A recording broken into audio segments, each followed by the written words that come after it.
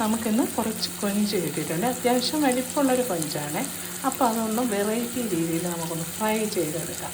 അപ്പം ഞാൻ ആദ്യം ഫ്രൈ ചെയ്യാനായിട്ട് നമ്മൾ സാധാരണ രീതിയിൽ തന്നെ ഞാൻ മുളകും എല്ലാം പുരട്ടി കുരുമുളക്, മഞ്ഞൾപ്പൊടി, അത് കായപ്പൊടി, പിന്നെ എല്ലാം കൂടെ ചേർത്ത് സാധാരണ കുറച്ച് കറിവേപ്പില എല്ലാം കൂടെ പിച്ചിയിട്ട് നമ്മൾ മല്ലിപ്പൊടി ചേർത്തിട്ടുണ്ട്, മുളക് പൊടി, മഞ്ഞൾപ്പൊടി, കായപ്പൊടി, പിന്നെ കുറച്ച് വെളിച്ചെണ്ണ, ഉപ്പ്, ഇതെല്ലാം കൂടെ പുരട്ടി 10 മിനിറ്റ് റെസ്റ്റ് ചെയ്യാൻ വെച്ചതിന് ശേഷം ഞാനിപ്പോൾ പൊരിക്കുകയാണ്. വെളിച്ചെണ്ണയിൽ ഫ്രൈ ആക്കുകയാണ്.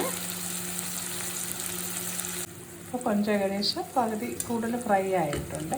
ഇനി നമുക്ക് അതിലേക്ക് ഒരു 1/4 കപ്പ് തേങ്ങാപ്പാൽ ഒഴിച്ച് കൊടുക്കാം. നല്ല കുറുകിയ തേങ്ങാപ്പാൽ ഒഴിച്ച് നമുക്ക് വറ്റിച്ചെടുക്കാമേ.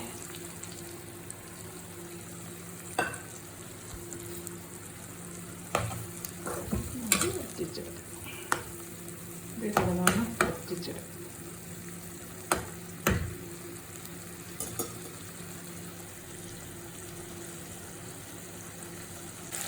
അപ്പോൾ കൊഞ്ചിൽ കുറേ വെള്ളമുണ്ട് കേട്ടോ, അതുകൊണ്ടാണ് ഇങ്ങനെ ആ പാലും കൂടെ ഒഴിച്ച് നല്ലപോലെ ഫ്രൈ ആവുന്നത്.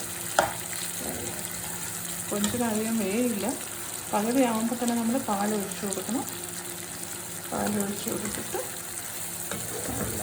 ഇനി നമുക്ക് കുറച്ച് തേങ്ങ തിരിഞ്ഞത് ഒരു പിടി തേങ്ങ തിരിഞ്ഞിട്ട് കിട്ടും.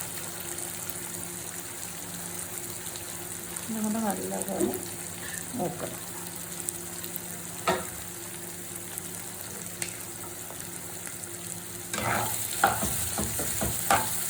അപ്പം നല്ലൊരു മൊഴി കിട്ടും. മൊഴിഞ്ഞത് ചോറിൻ്റെ കൂടെയൊക്കെ ഇട്ട് ഒരു കഷ്ണം എടുത്ത് വെച്ച് ആ മൊഴിയും കൂടെ എടുത്ത് വെച്ച് കഴിക്കണം. അടിപൊളി ടേസ്റ്റ്. തൈരും കൂടെ ഉണ്ടെങ്കിൽ ഇത് മാത്രം മതി ചോറ് കഴിക്കും.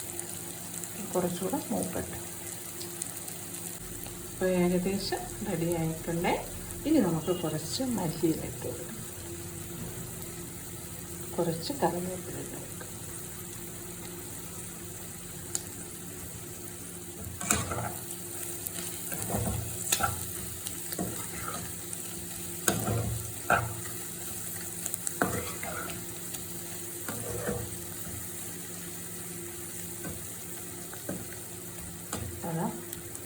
നമ്മുടെ വെറൈറ്റി കൊഞ്ച് ഫ്രൈ ഇവിടെ ശരിയായിട്ടുണ്ട്. അപ്പോൾ ഇതുപോലെ കുറച്ച് തേങ്ങ തിരുമ്മിയതും കുറച്ച് തേങ്ങാപ്പാലിലൊക്കെ വേവിച്ച് തേങ്ങ ചെറുതായിട്ട് തിരുമ്മിയതൊക്കെ ഇട്ട് കൊടുക്കുമ്പോൾ നല്ലൊരു ടേസ്റ്റാണ്. അപ്പോൾ അടുത്ത റെസിപ്പിയുമായി കാണുന്നത് വരെ